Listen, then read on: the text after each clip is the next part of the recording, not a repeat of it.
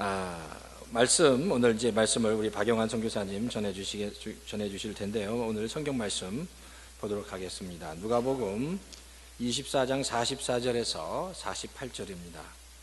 누가복음 24장 44절에서 48절까지 말씀 보도록 하겠습니다. 44절에서 48절까지 말씀입니다. 자, 우리 한 절씩 우리 같이 읽도록 하겠습니다. 44절부터 48절까지입니다. 예수께서 그들에게 말씀하셨다. 내가 전에 너희와 함께 있을 때 너희에게 말하기를 모세 율법과 예언서와 시편에 나를 두고 기록한 모든 일이 반드시 이루어져야 한다고 하였다. 예수께서는 성경을 깨닫게 하시려고 그들의 마음을 열어주시고 그들에게 말씀하셨다. 이렇게 기록되어 있다. 곧 그리스도는 고난을 겪으시고 사흘째 되는 날에 죽은 사람들 가운데서 살아나실 것이며 그의 이름으로 죄사함을 받게 하는 회개가 모든 민족에게 전파될 것이다 하였다. 우리 다 같이 읽겠습니다. 시작. 예루살렘에서부터 시작하여 너희는 이 일의 증인이며 아멘. 자, 모든 족속을 위한 한 사람이라는 제목으로 우리 박영환 선교사님 나오셔서 말씀 전해 주시겠습니다. 한 박수 한번 부탁드리겠습니다. 감사합니다.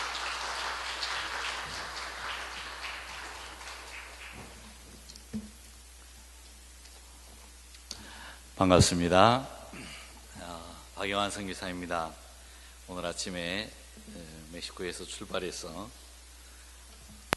도착을 했습니다. 좀 늦어가지고 제가 우리 아내에게 싫은 소리를 한 번 했는데 제가 마음이 좀 불편해요. 설교하기 전에 용서해 주세요. 빨리 가야 된다고 재촉을 해서 그리고 나서는 저는 잠들어서 왔는데 사실은 저희가 지금 현재 선교센터에 기숙사 시설과 이런 것들 공사하느라고 지금 제가 손이 물이 떴고 손에 아직도 페인팅이 묻어 있어요. 페인트가. 그렇지만 오늘도 하나님께서 우리들에게 좋은 날, 기쁜 날 주셔서 우리를 회복시켜 주시고 또 이 시간을 통해서 우리들에게 더 큰 믿음과 소망 가운데 인도해 주실 줄 믿습니다. 모든 족속을 위한 한 사람이라는 제목을 가지고 이 시간에 말씀을 함께 나누면서 하나님께서 우리에게 허락하신 그 비전과 그리고 또 이제 저희가 늘 곁에 있지만은 이 교회로 오게 될 때 보니까 주소가 산타아나에 있었어요. 그래서 야, 산타아나면 우리 동네인데, 왜냐면 멕시코 이 남미 사람들이 제일 많이 사는 사람들이 산타아나 지역이잖아요. 그래서 우리 동네 가는 기분으로 왔습니다만은 잘 안 보이네. 아침 일찍이라서 화면을 한번 띄워주시기 바랍니다. 제가 가지고 온 화면을 띄워주시고요. 우리가 함께 말씀을 통해서 이 아침에 은혜를 나누기를 원합니다. 화면이 나올 때까지 나왔습니다. 모든 족속을 위한 사람, 우리 말씀을 통해서 함께 이 시간에 은혜를 나누겠습니다. 넘겨주시고요. 오늘 먼저 본문 말씀을 잠깐 우리 여러분 한번 살펴보시겠습니까? 44절 말씀에 오늘 우리가 함께 읽었는데요. 내가 너희와 함께 있을 때에 너희에게 말한 바 라고 예수님께서 말씀하시면서 그 다음에요 보시면 모세의 율법과 선지자의 글과 시편에 기록된 이 말씀을 하셨는데, 여기서 말한 예수님은 간단하게 말씀하셨지만은 예수님에 대한 이야기가 도대체 어디에 기록되어져 있는지를 지금 먼저 소개하고 있습니다. 너희에게 함께 있을 때 너희에게 말한 바 곧 모세의 율법과 라고 했을 때 이 모세의 율법은 창세기, 출애굽기, 레위기, 민수기, 신명기에 그리스도에 대한 이야기가 기록되어져 있는데, 바로 그 구약 성경의 중심 주제에 대해서 말씀하시고자 주님이 지금 이 서두를 꺼내시고 계십니다. 그 다음에 이 그리스도에 대한 이야기가 선지자의 글, 즉 이사야서로부터 시작해서 예언서들과 사사기로부터 시작되는 역사서들에도 다 기록이 되어져 있다.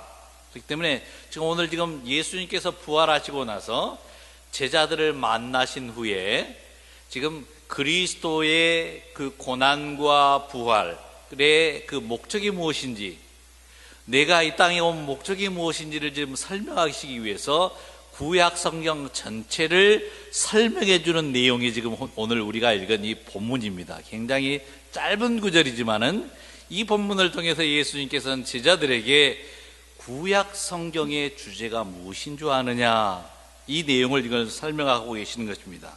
그래서 내가 너희와 함께 있을 때에 너희에게 말한 바 모세의 율법에 기록되어진, 즉 창세기와 출애굽기와 레위기와 민수기와 신명기에 기록되어졌고 선지자의 글에 기록되어진 이사야, 예레미야부터 시작해서 에스겔 쭉 말라기까지의 예언서들과 사사기, 룻기, 사무엘, 상하 이 역사서들, 그리고 시편에 기록된, 즉 구약의 시가서들에 기록되어져 있는 욥기, 시편, 잠언, 전도서들에 기록되어져 있는 그 내용이 무엇인 줄을 아느냐, 이것을 지금 설명하고 있는 것입니다. 그래서 오늘 우리는 이 30분 안에, 30분이 아니라 15분 안에 구약 성경 전체를 한번 끝내려고 합니다. 할렐루야. 넘어가겠습니다.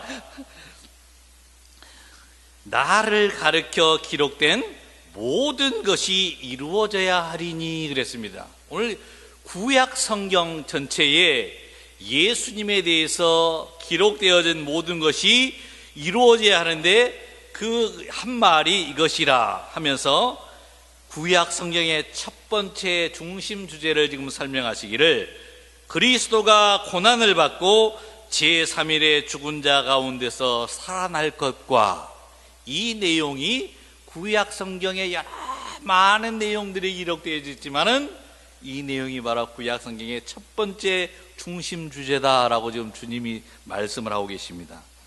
그리스도가 고난을 받고 제3일에 죽은 자 가운데서 살아날 것, 이것을 우리가 성경에 보면은 조그만 타이틀 제목들이 있잖아요. 우리도 거기다가 타이틀을 붙여본다면은 그리스도의 고난과 부활이다라고 우리가 설명을 할 수 있겠죠. 그리스도가 고난을 받고 그 다음에 제3일에 죽은 자 가운데서 살아날 것, 이게 창세기로부터 시작해서 말라기까지 기록되어져 있는 내용이다라고 주님이 설명하고 계십니다. 그 다음에 두 번째, 나를 가리켜 기록한 모든 것이 이루어져야 하리니, 구약 성경의 두 번째 중심 주제를 설명을 합니다. 죄사함을 얻게 하는 회개가 예루살렘으로부터 시작하여 모든 족속에게 전파될 것이 기록되었으니, 이게 어디에 기록되었다고요? 구약 성경에 기록되었다는 거예요. 이게 사도행전에 기록되어진 말이 아니라 죄사함을 얻게 하는 회개가 예루살렘으로부터 시작하여 모든 족속에게 전파될 것이 기록되어졌다. 이것을 오늘 우리가 쓰는 단어로 제목을 붙인다면 이게 뭐예요? 세계 선교에 대한 내용이 기록되어져 있다라고 주님이 설명하고 계십니다. 오늘 누가복음 24장은 예수님께서 고난을 받으시고 십자가에 못 박혀서 죽으셨다가 장사 지내시고 사흘 만에 다시 부활하신 후에 지금 제자들, 11제자들에게 나타나신 장면을 소개하고 있습니다. 잘 믿지 않는 제자들에게 먹을 것이 있느냐 물으신 후에 생선이 있다고 하시니까 생선을 달라 해서 잡수시고는, 그리고 그들에게 승천하시기 전에 마지막으로 오늘 말씀에도 저희가 읽었습니다면 말씀을 깨달을 수 있도록 눈을 열어주시고 마지막으로 구약 전체 성경을 설명해 주시면서 너희가 구약의 그 많은 내용들을 알고 있고 배웠지만은 가장 중심 내용이 무엇인 줄 아느냐, 이 두 가지를 제자들에게 지금 특별 마지막 지금 특별 강의를 지금 해주시는 내용이 오늘 24장 저희가 읽었던 44절로부터 있는 말씀입니다. 그렇기 때문에 오늘 우리들이 구약 성경의 말라기를 딱 끝나고 나서 신약 성경 첫 번째 책이 나오죠. 바로 그게 마태복음 1장 1절인데요. 어떻게 시작하고 있습니까? 아브라함과 다윗의 자손 예수 그리스도의 세계라라고 시작을 하고 있습니다. 말라기를 딱 끝나고 나서 바로 신약성경 마태복음 1장 1절로 딱 넘어가서 보니까 아브라함과 다윗의 자손 예수 그리스도의 세계다라고 하는 단어가 나옵니다. 많은 사람들이 마태복음 1장 1절을 참 읽기를 싫어해요. 누가 누구를 낳고 누가 누구를 낳다가 정말로 책을 덮어버리고 싶은 욕구가 생기는 것이 마태복음 1장인데, 그런데 여러분, 마태복음 1장 1절이야말로 우리들에게는 아주 천군천사의 재림 때 들을 수 있을 만한 빵빠레의 그 울림이 마태복음 1장 1절이라는 말씀입니다. 오늘 마태복음 1장 1절은 구약 언약의 성취와 계속되어지는 세계 선교의 확장을 사실은 선언하고 있습니다. 아브라함의 언약의 자손에 대해서 지금 나올 건데요, 마태복음 1장 1절을 통해서 지금 아브라함의 언약의 자손이 오셨다라고 지금 첫 번째 기록을 하고 있죠. 아브라함과 다윗의 자손 예수 그리스도의 족보에 대해서 설명을 하면서 그분이 오셨습니다. 아브라함의 자손 대신 예수 그리스도가 탄생하셨다는 말은 뭡니까? 과거에 하나님께서 아브라함을 통해서 믿음의 일들을 시작하시고 믿음의 족속을 세워나가실 것을 말씀하시면서 그를 통해서 모든 이방 족속이 복을 받는 일을 약속하셨는데, 그 일을 위한 아브라함의 자손 되신 예수 그리스도가 탄생했습니다. 이 선포가 바로 마태복음 1장 1절이라는 사실입니다. 우리는 그저 족보의 서론이나 보다 라고 생각했던 말씀이, 너희가 구약 39권을 읽으면서 바로 그리스도 메시아가 고난을 받고 죽으실 것, 그리고 그로 말미암아 그리고 부활하셔서 그로 말미암아 이 복음이, 복된 소식이, 천하 만민이 복받는 이 일이 진행될 것이라고 너희들이 그동안 기대해 왔는데, 말라기가 딱 끝나고 마태복음 1장 1절을 딱 펼쳐지면서 바로 아브라함과 다윗의 자손 예수 그리스도의 새로운 세계, 바로 축복의 세계가 시작되었다라는 선포를 통해서 오늘 우리들에게 모든 이방 족속이 복을 받는 일이 구체적으로 이제 성취되었다라는 이 선포가 마태복음 1장 1절로 시작되고 있다는 사실입니다. 하나님의 계획을, 우리가 아브라함에게 보여주신 하나님의 계획을 여러분 한번 보시면은, 넘겨주시겠습니까? 가라사대 여호와께서 이르시기를, 내가 나를 가리켜 맹세하노니 내가 이같이 행하여 내 아들 내 독자를 아끼지 아니하였은즉 또 내 씨로 말미암아 천하 만민이 복을 얻으리니 이는 내가 나의 말을 준행하였음이라 하셨다 하니라 라고 하나님께서는 아브라함을 축복하셨습니다. 모리아산에서 독자 이삭까지도 아끼지 않고 드리며 하나님의 뜻에 순종했던 그 아브라함에게 하나님이 주신 약속이 보시면은, 내 씨로 말미암아 너희 가족이, 내지는 너희 백성이, 아니면 너희 나라가 복을 받을 것이다 라고 말씀하지 않으셨습니다. 이스라엘이 복을 받을 것이라고 말씀하지 않으시고 뭐라고 나옵니까? 천하 만민이 복을 얻으리니 라고 기록하고 있습니다. 벌써 구약 창세기로부터 믿음의 조상 아브라함을 부르시면서 하나님은 온 인류를 향한, 천하 만민을 향한 계획을 가지고 복음을 주시고 약속을 주시고 은혜를 베푸셨지만은, 이스라엘의 이 편협된 신앙과 생각들은 우리라고 하는 울타리 속에서 벗어나지 못했던 것입니다.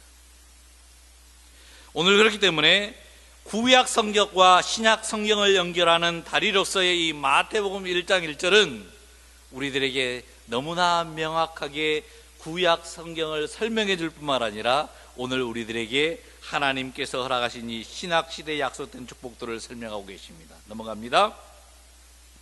다윗의 자손이라고 또 예수 그리스도를 지칭했죠. 성부로부터 권세와 영광과 나라를 받으실 분으로서 이스라엘만이 아니라 모든 백성과 나라들과 각 방언하는 자가 섬길 영원한 왕이 다윗의 자손 가운데에서 태어나실 것을 다니엘서 7장 13절로 14절에 예언하셨습니다. 바로 그 다윗의 자손이 탄생했습니다 라는 게 마태복음 1장 1절의 이 선포라는 사실입니다. 여러분이 그토록 기다려왔는데, 그토록 기다렸던 그 메시아가 드디어 오셨습니다.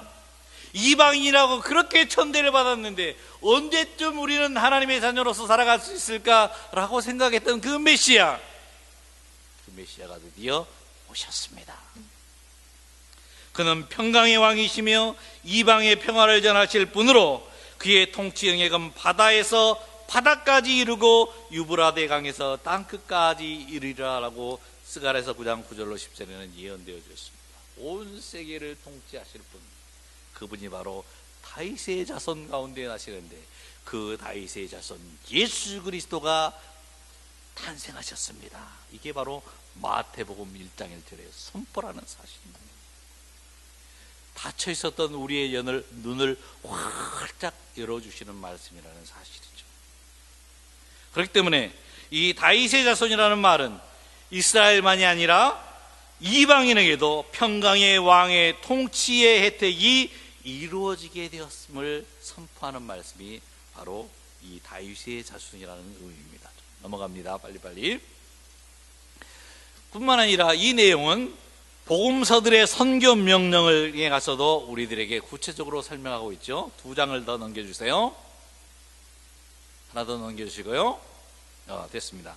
마태복음 28장 18절로 20절에 우리가 잘 아는 말씀이 나오죠. 명령자의 권위로서 하늘과 땅의 모든 권세를 가지신 자가 가서 명령을 하기를 가서 모든 족속을 제자 삼으라. 따르는 약속은 세상 끝날까지 내가 함께 하리라. 오늘 세계의 선교를 우리들에게 말씀하시는 이 복음서들의 명령을 우리들이 자세히 살펴보더라도 예수 그리스도의 복음은 우리만을 위한 복음이 아니라 모든 족속을 위한 복음이요, 그리스도는 이 족속 이스라엘만을 위한 분이 아니라 모든 족속을 위한 한 분이라는 사실을 발견합니다. 마가복음의 내용 역시도 마찬가지. 넘어갑니다. 그렇기 때문에 우리들이 이 복음의 말씀을 가지고 이제 시작되어지는 사도행전이 쭉 진행되는데, 우리가 사도행전에서 가장 주목하여 보는 분이 바로 바울이잖아요.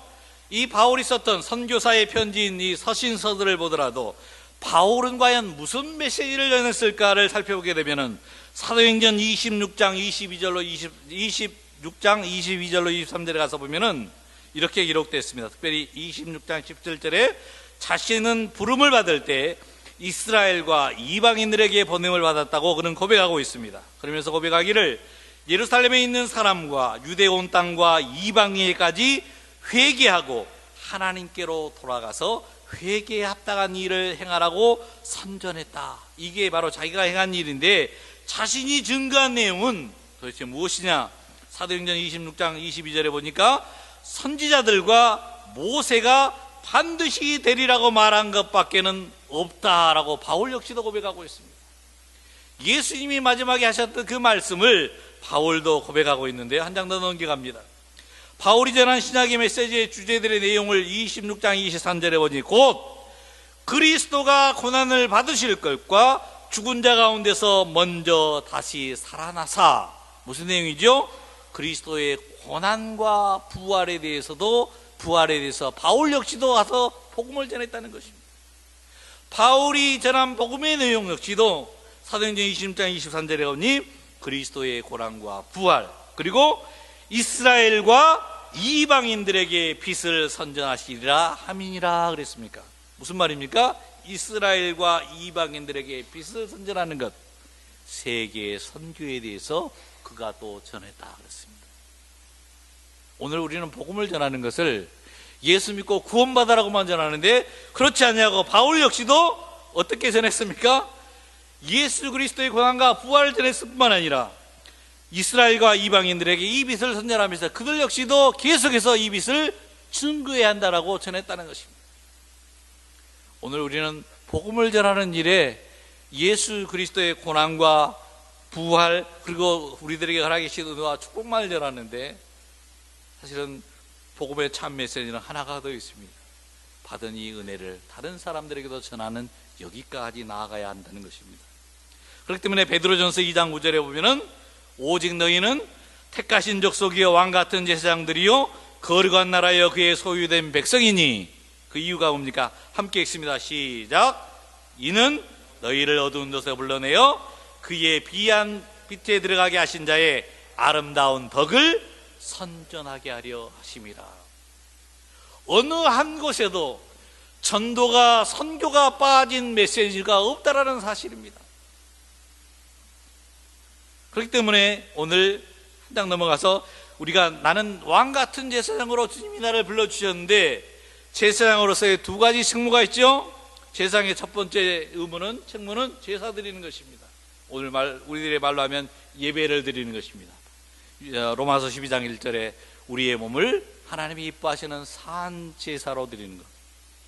그 다음에 아름다운 덕을 선전하는 일, 즉 전도와 선교하는 일이 오늘 왕같은 제사장으로서 구약으로부터 시작되어져서 오늘 우리들에게 은혜와 축복의 문을 활짝 열어주시고 그리스도 예수와 함께 성령과 함께 동행하며 살 수 있도록 은혜를 주신 우리들이 반드시 해야 할 일들임을 믿습니다.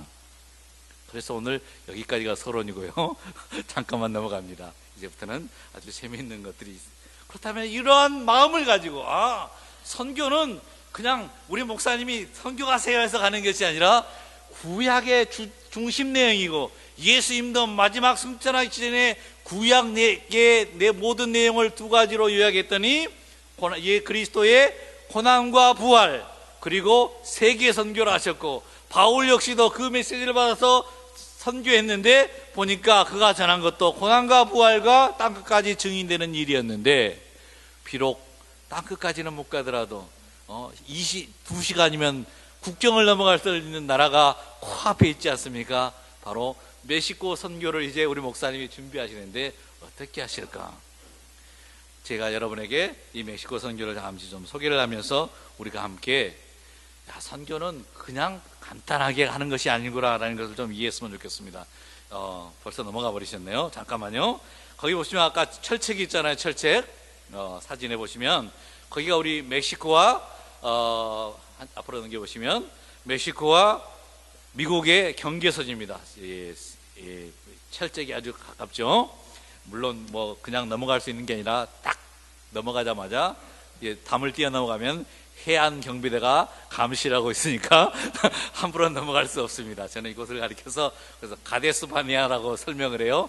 저 이스라엘 백성들이 가데스바니아에서 젖과 꿀이 흐르는 땅을 바라보았던 것처럼 많은 라티노들이 와서 저기가 미국이구나라고 볼 수 있는 곳이 바로 이 플라자 데 티후아나라고 하는 이곳입니다. 철책이 서져 있는데 쫙 보이는 희끄무레하게 보이는 저곳이 샌디에고예요. 사실은 다 보여요.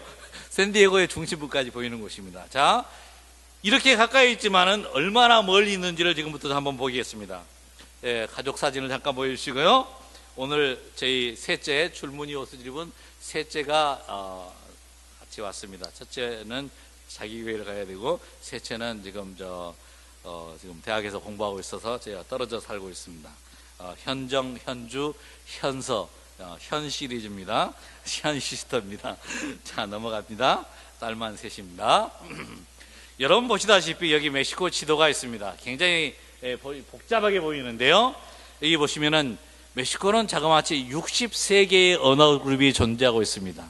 즉, 한 나라 안에, 그렇기 때문에 스페인어까지 사용하는 족속가 있으면은 64개의 민족이 살고 있다는 것이에요. 나라로 묶어놨지만은 64개의 민족이 산다는 것은 64개의 문화가 존재한다는 것입니다. 우리 티후아나에 와서 보면은 각 지역에서 올라온 사람들이 살고 있어요. 동네마다. 옛날에 우리 한국에 경상도에서 온 사람들을 따로, 전라도에서 온 사람들 이렇게 사시는 것처럼 각 주에서 올라온 사람들이 티후아나에서 살고 계세요. 그렇기 때문에 멕시코 티juana를 가는구나 라고 생각할지 모르지만은 지역 동네마다 문화와 음악과 여러 가지 것들이 달라요. 그런데 우리는 똑같이 멕시칸이라고 취급을 하기 때문에 여러 가지 어려움들을 만날 경우도 있습니다. 넘어갑니다. 오늘 우리는 멕시코를 보게 될 때 왜 이렇게 나라가 어렵고 굉장히 혼란스럽나 하는데, 사실은 다 이게 누구 때문이냐? 미국 때문에 그렇습니다. 미국 때문에. 그렇기 때문에 우리는 멕시코에 가서 선교를 해야 할 이유가 있습니다. 여러분 보시는 이 화살표가 무슨 화살표인 것 같아요? 편서풍이 불고 동풍이 불고 이게 아니라 전 세계의 마약이 미국으로 들어가기 위해서 오는 멕시코에 도착하는 루트들을 지금 기록해 놨어요. 베라크루스, 브라질, 베네수엘라, 브라질에서 오지요. 그럼 인디아, 차이나도 왔어요. 중국에서 전 세계의 마약이 도착하는 것이 멕시코예요. 멕시코. 그리고는 올라가는 것이 어디예요? 미국으로 올라가고 있어요. 야, 멕시코가 왜 저렇게 저래? 그런데 왜 저렇게 저러기는요? 바로 여기 사는 우리 때문에 그렇습니다.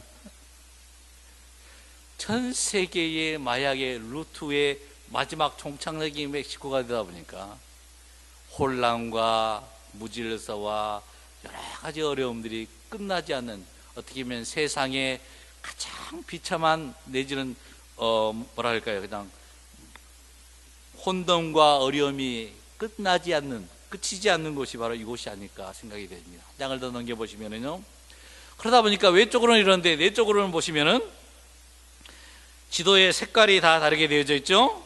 이것은 바로 그 지역을 장악하고 있는 마약 조직들의 지금 우리 이 땅을 그어 놓은 것입니다. 여기 치와와라 국경 지역에 쭉 되어져 있는 이곳은 바로 그 유명한 시날로아 페데랄 이 까르텔이 차지하고 있는 지역들입니다.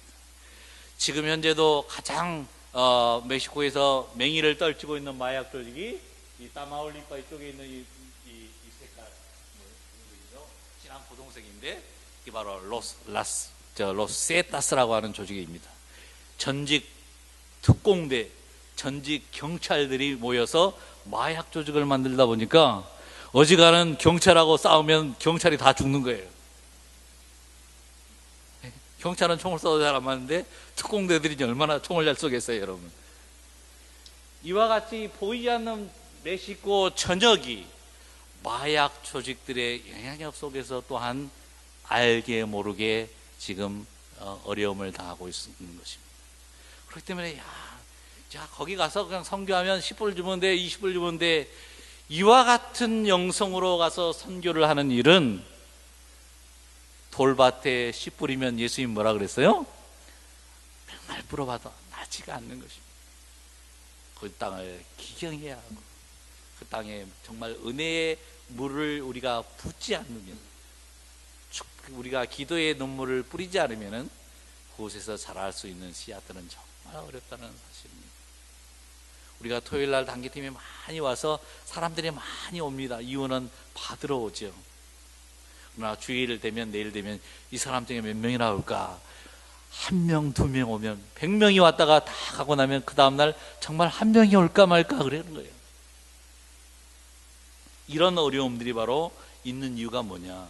바로 이 내부적인 이 환경들이 있기 때문에 그렇습니다. 그렇기 때문에 오늘 우리가 사회적 현상들을 가서 보게 되면은, 제 손을 잘 보시고 저 뒤에 분들은 이렇게 하면은 빨리 넘겨주세요.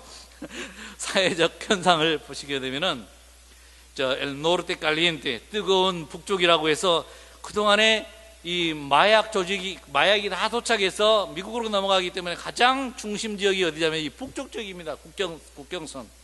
그래서 매번 매년 마약 조직들 간의 싸움 때문에 죽는 사람들의 숫자가 이렇게 쭉쭉 데이터로 지금 나와 있습니다. 2005년부터 시작해서 2009년까지 쭉 되어져 있죠. 끊이지 않는 이와 같은 사회적 현상들은 과연 그곳에서 살고 있는 사람들, 그곳에 있는 교회들에게 어떤 영향력을 끼칠 수 있을까? 어떤 영향력을 끼칠까? 여러분 한번 생각해 보신 적이 있습니까? 마치 배는 배인데 항해하지 못하고 가라앉아 있는 배하고 똑같습니다. 강대상에서 마약에 대한 이제 설교를 했다가는 언제 총 맞아 죽을지 모르는 거예요. 오늘 우리 교회에 마약을 파는 사람이 있는데 거기다가 대놓고 직접 설교할 수가 없어요. 그랬다가는 끝나고 나서 누구 와서 죽일지 모르니까. 쉽지 않은 그와 같은 환경 속에서 오늘 우리가 이 영적인 정진들을 벌이고 있기 때문에 목회자들과 그리고 성도들의 이 뭡니까? 받는 스트레스, 그 어려움이라는 것은 이루 말할 수가 없는 것입니다. 그렇기 때문에 오늘 우리들은 아프가니스탄만 전쟁 때문에 어렵다고 생각하는데 여기는 다 열려져 있는 것 같지만은 흑암의 권세에 가득 잡혀 있기 때문에 교회가 교회로서의 과 같은 삶을 이루어내지 못하는 것 같은 어려움들을 안고 있습니다. 넘어갑니다. 그렇게 해서 저희가 사역들을 쭉 했는데요. 몇 가지 제목들로 쭉 설명합니다. 보면은 교회 사역의 활성화를 위해서 선한 목자 훈련이라는 것을 저희들이 시작을 했습니다. 우리는 선교지는 가서 도와줘야 된다고 생각하는데 도와주는 것이 아니라 그들로 은혜 받게 하면 그들 스스로가 일하게 되는 줄을 믿습니다. 그 은혜 받을 때까지 우리들이 함께 하는 것입니다. 그게 선교이지 무엇을 마무리를 해주는 것이 선교가 아닙니다. 선한 목자 훈련원을 시작했는데요. 이 훈련 프로그램은 뭐냐? 목회자들에게 말씀을 증거하고 말씀을 볼 수 있는, 그리고 설교를 잘 준비할 수 있는 그와 같은 사역을 돕는 세미나 사역이 1년에 2번씩 저희가 하고 있습니다. 하는 이유가 뭐냐? 제가 현지 교회를 협동 목회를 하면서 담임 목사님이 한번 설교하고 제가 한번 설교하고 이렇게 하다가 한 번에는 저희가 시리즈 설교를 하게 되었습니다. 그 시리즈 설교를 하면서 그 야베스의 축복에 대해서 설명을 설교를 했는데 4주 연속 시리즈를 설명을 하고 하나님이 주시는 복에 대한 말씀을 듣게 될 때 그들이 도전을 받았어요. 그리고는 그들 스스로가 헌금을 했는데 이 사람들이 교도소에서 출소한 사람들이 나와서 있는 교회예요. 그러니 이 사람들은 일주일에 2번 정도 나가서 일을 할 수 있는, 그것도 일을 할 수 있는 장소도 없고 아이디 카드가 없기 때문에 가서 나가면은 경찰이 잡아가 버려요. 여러분이 티juana를 가면은 경찰차들이 사람들을 잡아가는 이유가 뭐냐?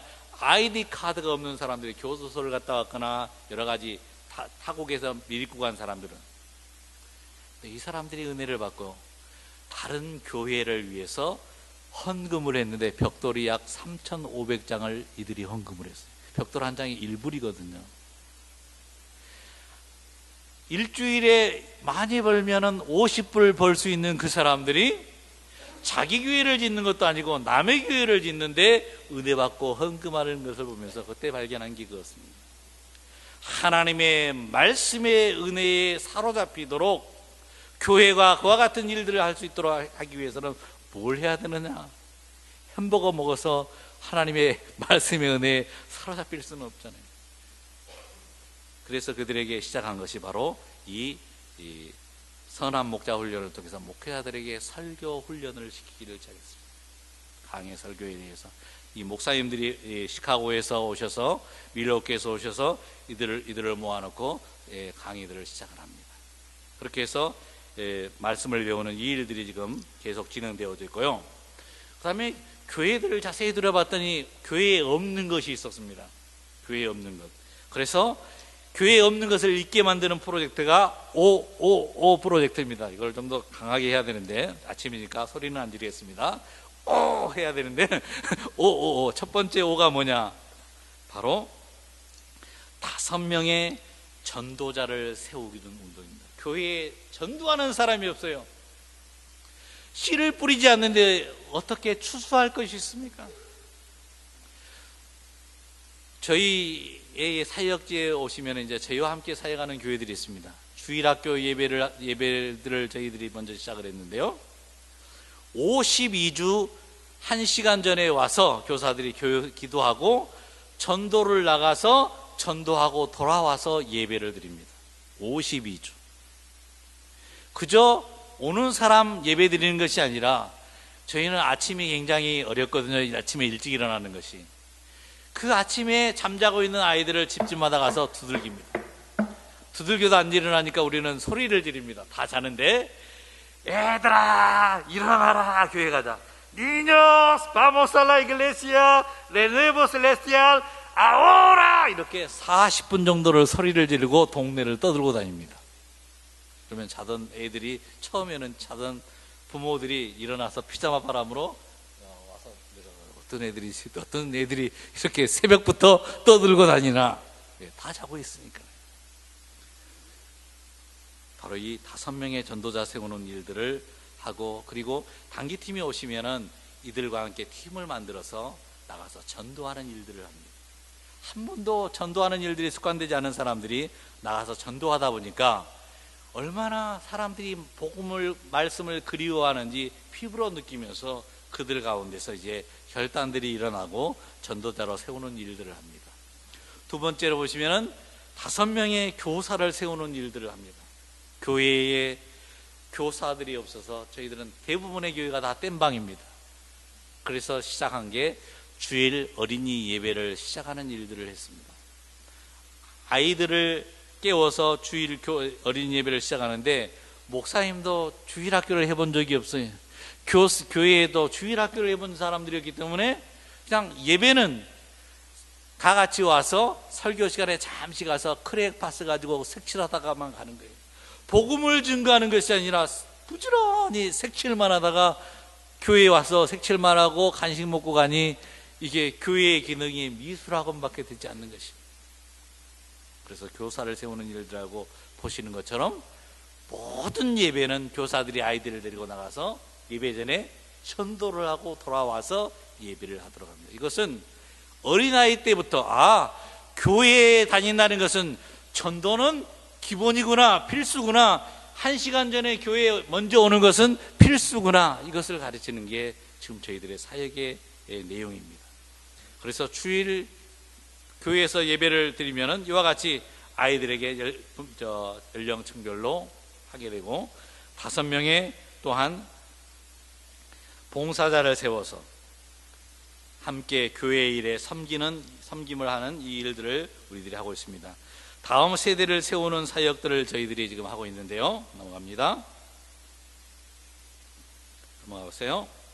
보시면은 바로 이렇게 단기팀과 함께 시작했던 교회들이 이제는 주일날 좀 기본적으로 한 7, 80명, 그렇지 않으면 한 100여 명 정도가 모이는 교회가 어린이 예배만, 엄마가 오지 않고 아빠가 오지 않는데도 100여 명 정도 모이는 아이들이 교회가 지금 티와나에 생겨났습니다. 제가 2년 됐습니다만은, 여러분은 우리가 한국에 있을 때 그랬잖아요. 가난한 동네에 가난한 집에 뭐가 많죠? 물론 이도 많지만은 휴가비력도 많잖아요. 아이들이 많았잖아요. 옛날에 멕시코에도 아이들이 많은데 어린이 사역에 대해서 전문성을 가진 사람이 없습니다. 그런데 이렇게 시작하다 보니까 아이들이 오고 나서 반드시 따라오는 게 언니 오빠들이 따라오더라고요. 여기서 교사로 시작하고 있는 우리 선생님들이 있는데 아이들보다 더 늦게 교회를 다니기 시작해서 교사가 되었어요. 왜냐? 저희들은 일꾼이었거든요. 52주 출석할 수 있는 그 사람을 데리고 섬기면서 교사 교육하면서 배워가는 사역들이 바로 지금 현재 선교 현장에서 이루어지고 있는 지금 일들 가운데 하나입니다. 넘어가 봅니다. 그렇게 해서 교회마다 어릴 때부터 1시간 전에 예배 전 1시간 전에 나가서 반드시 전도하기, 그리고 예배 참석하기, 그리고 우리에게 하는 이러한 사역들을 통해서 아이들이 이제 바꿔져 나가고 있습니다. 뿐만 아니라 교사들을 위해서 저희가 하는 것들이 있죠. 바로 교사 강습회를 저희들이 한 달에 한 번씩 교회들을 모셔다가 하고 있습니다. 교사들을 모셔다가요. 그 다음에 차세대 리더십 훈련들을 저희들이 하고 있는데요. 이 청년들이 그냥 청년들이 아니라 주일 학교를 시작하다 보니까 소리 듣고 자기들도 저희가 음악을 빵빵하게 틀면은 청년들이 무슨 일인가 하고 따라오거든요. 그 아이들이 교회에 들어와서 이제 예수를 믿기 시작하고 교사가 되었는데, 그들을 위해서 이제 저희가 작년에 처음으로 꿈꾸는 자가 오는도다라는 제목을 가지고 저희들이 캠프를 시작을 했었습니다.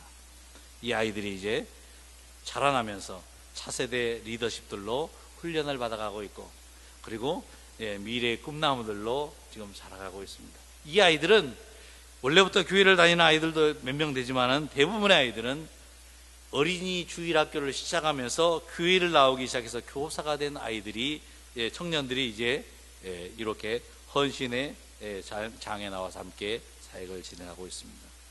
제가 사역들을 다 설명해 드릴 수 있고 오늘 주일 아침이니까 말씀을 좀 빨리 끝내려고 합니다.